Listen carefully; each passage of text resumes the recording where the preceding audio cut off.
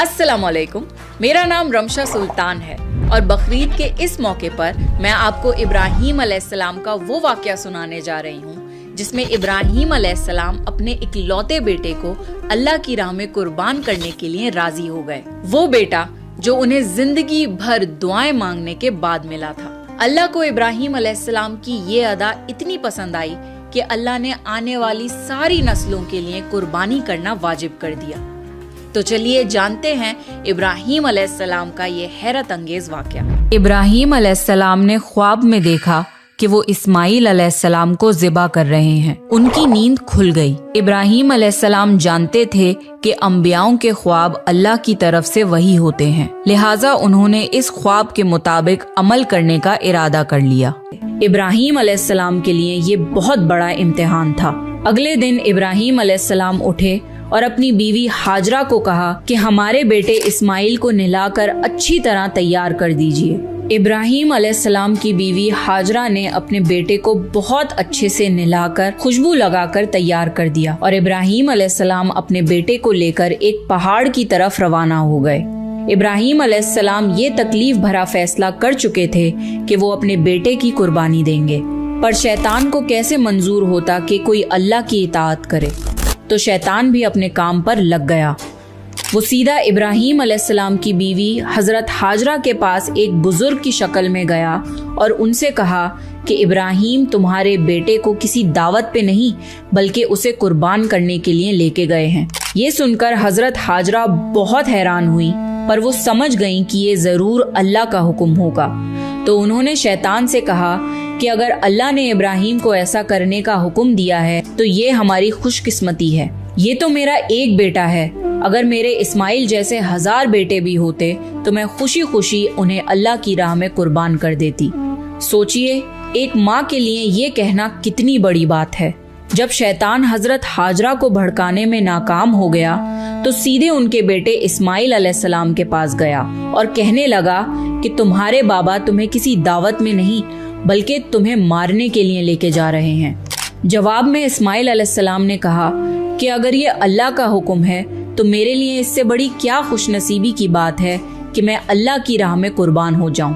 13 साल के बच्चे में इतनी समझ और बहादुरी होना कितनी बड़ी बात है। यहाँ भी जब शैतान नाकामयाब हो गया तो वो इब्राहीम अलैहिस्सलाम को भड़काने की कोशिश करने लगा कि तुम्हें ये बेटा इतनी मन्नतों से मिला है, अगर तुमने इसे कुर्बान कर दिया तो बुढ़ापे में तुम्हारा सहारा कौन बनेगा, और अगर अल्लाह ने ये कुर्बानी भी कबूल नहीं करी तो तुम्हारा कितना बड़ा नुकसान हो जाएगा। ऐसा मत करो। शैतान हर तरह से उन्हें बार बार बहकाने की कोशिश करता रहा और गुस्से में आके इब्राहीम अलैहिस्सलाम ने शैतान को पत्थर मारे। यही वजह है कि जब लोग हज पे जाते हैं तो शैतान को आज भी कंकड़ी मारते हैं और ये हज के अहम अरकानों में से एक है। शैतान के जाने के बाद इब्राहीम अलैहिस्सलाम ने अपने बेटे को सारी बात बताई तो इस्माइल अलैहिस्सलाम ने फरमाया कि बाबा, अगर ये अल्लाह का हुक्म है तो मुझे ये मंजूर है। आप बस मेरे हाथ पैर बांध दिए और अपनी आंखों पे पट्टी भी बांध लिए ताकि आप जब मेरी गर्दन पर छुरी चलाएं तो आपको तकलीफ ना हो और आप ये करने से मुकर न जाएं। बस फिर इब्राहीम अलैहिस्सलाम ने अपने बेटे के हाथ पैर बांध दिए।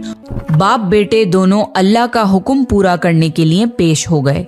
इस्माइल अलैहिस्सलाम ने अपने वालिद से फरमाया, जब आप मुझे ज़िबा करने लगे तो मेरी पेशानी जमीन पर रख दिएगा ताकि आपको मेरा चेहरा ना नजर आए और कहीं आपके हाथ रुक न जाएं। इब्राहीम अलैहिस्सलाम ने ऐसा ही किया और आंखों पर पट्टी बांध ली।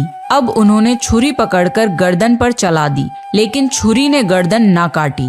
इब्राहीम अलैहिस्सलाम ने जोर लगाया तो उन्हें एक दुम्बे की आवाज आई। इब्राहीम अलैहिस्सलाम ने हैरान होकर पट्टी खोली तो देखा एक दुम्बा कटा हुआ है और इस्माइल अलैहिस्सलाम दूर खड़े मुस्कुरा रहे हैं। अल्लाह ने इब्राहीम अलैहिस्सलाम को आजमाया और इब्राहीम अलैहिस्सलाम अल्लाह के एक हुक्म पे अपने इकलौते बेटे को कुर्बान करने के लिए राजी हो गए। वो भी वो बेटा जो उन्हें 86 साल की उम्र में पूरी जिंदगी बे औलाद रहने के बाद मिला था। अल्लाह जालिम बादशाह नहीं।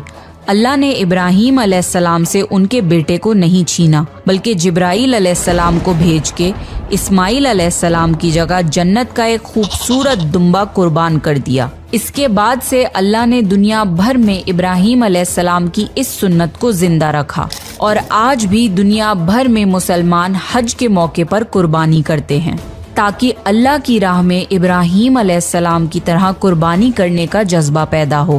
ایک اکلوتے بیٹے کی قربانی کے لیے تیار ہو جانے کے صلے میں اور سارہ علیہ السلام کی عظمت اور نیکی کے بدلے اللہ نے انہیں ایک اور بیٹے اسحاق علیہ السلام کی خوشخبری دی۔ ابراہیم علیہ السلام تب 120 سال کے تھے اور سارہ علیہ السلام 90 سال کی تھی۔ دونوں پر بڑھاپا طاری ہو چکا تھا۔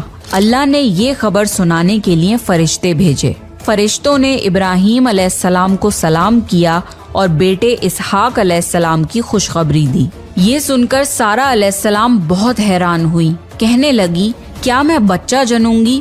حالانکہ میں بانجھ ہوں اور میرے خاوند بوڑھے ہو چکے ہیں۔ یہ تو حیرت کی بات ہے۔ اس پر فرشتوں نے کہا اللہ کے فیصلے پر تعجب نہ کیجیے، یہ تو اللہ کی آپ پر رحمت ہے، بے شک وہ قابل تعریف ہے۔ ابراہیم علیہ السلام اسماعیل علیہ السلام سے ملنے مکہ آتے رہتے تھے۔ ایک مرتبہ انہوں نے فرمایا اے میرے بیٹے، اللہ تعالیٰ نے مجھے حکم دیا ہے کہ اس مقام پر اللہ کا گھر تعمیر کرنا ہوگا۔ اسماعیل علیہ السلام نے فرمایا میں حاضر ہوں۔ پھر ابراہیم علیہ السلام اور اسماعیل علیہ السلام نے مل کے کعبہ کی تعمیر کی۔ جب وہ بیت اللہ کی بنیادوں کو بلند کر رہے تھے تو دعا مانگ رہے تھے کہ اے ہمارے رب، ہماری محنتوں کو قبول فرما، تو دعا کو سننے والا جاننے والا ہے، اور ہمیں اپنا فرما بردار بنا، ہماری اولاد میں سے بھی ایک فرما بردار گروہ بنا، اور ہمیں عبادت کا طریقہ سکھا اور ہم پر رجوع فرما، کیونکہ تو ہی توبہ قبول کرنے والا اور رحم فرمانے والا ہے۔ اے ہمارے رب، ان پر انہی لوگوں میں سے ایک رسول بھیج جو ان پر تیری آیت کی تلاوت کریں اور تیری کتاب اور حکمت سکھائیں اور انہیں پاک کریں، یقیناً تو غالب اور حکمت والا ہے۔ تعمیر کے وقت اللہ نے جنت سے ایک پتھر بھیجا تھا جس کا نام حجر اسود تھا۔ یہ پتھر نہایت سفید تھا۔ اب یہ پتھر لوگوں کے گناہوں کی وجہ سے کالا ہو گیا ہے۔ تعمیر کے وقت ابراہیم علیہ السلام ایک پتھر پر کھڑے ہوئے۔ وہ ننگے پیر تھے۔ اسی وقت پتھر پگھل گیا اور پتھر پر ان کے پیروں کے نشانات آ گئے۔ اسی پتھر کو آج مقام ابراہیم کہا جاتا ہے اور آج بھی لوگ اسے دیکھ سکتے ہیں۔ اس طرح کعبہ تعمیر ہوا۔ اللہ نے ابراہیم علیہ السلام کو حکم دیا کہ لوگوں میں حج کا اعلان کرو۔ اس پر ابراہیم علیہ السلام نے فرمایا اے اللہ، میری آواز بھلا کس کس تک پہنچے گی؟ اللہ نے جواب دیا آپ کے ذمے آواز لگانا ہے، پہنچانا ہمارا کام ہے۔ پھر ابراہیم علیہ السلام عرفات کے پہاڑ پہ چڑھے اور آواز لگائی لوگوں، بیت الحرم کا حج کرو۔ اس کی برکت سے اللہ نے بیت الحرم کی محبت لوگوں کے دلوں میں ڈال دی، جس کی وجہ سے آج تک ہر کوئی حج اور عمرہ کی خواہش رکھتا ہے، اور ہزاروں لوگ ہر سال بیت اللہ کا حج کرنے کے لیے آتے ہیں۔ ابراہیم علیہ السلام نے 175 سال کی عمر میں وفات پائی۔ ابراہیم علیہ السلام پر بہت آزمائشیں آئیں، پر ہر معاملے میں ابراہیم علیہ السلام اللہ کے وفادار رہے۔ اس لیے اللہ نے ابراہیم علیہ السلام کو خلیل الرحمن کے لقب سے نوازا، یعنی اللہ کا دوست۔ تو یہ تھا ابراہیم علیہ السلام کا واقعہ۔ اس سے ہمیں سبق ملتا ہے کہ ہمیں اپنی ساری عزیز چیزیں اللہ کی راہ میں قربان کرنے کا جذبہ رکھنا چاہیے۔ یہ تھا ابراہیم علیہ السلام کی زندگی کا ایک چھوٹا سا حصہ۔